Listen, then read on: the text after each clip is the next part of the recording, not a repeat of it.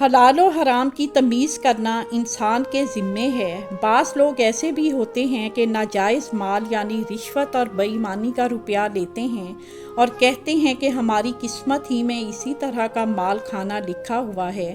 ایسی سوچ بالکل غلط ہے۔ اللہ نے بندے پر اپنے احکام واضح کر دیے ہیں، اس لیے حرام کا جواز کسی صورت میں بنانا درست نہیں، اور جوں قیامت کے قریب کا زمانہ آئے گا، انسان حلال و حرام کی تمیز کو پس پش ڈال دے گا۔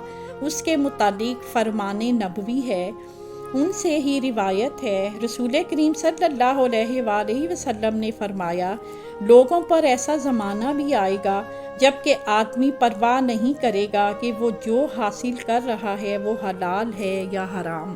ہم آپ کے خیالات آج کے موضوع پر سننا چاہتے ہیں۔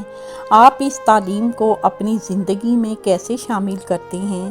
اپنے خیالات نیچے دیے گئے کومنٹس میں شیئر کریں۔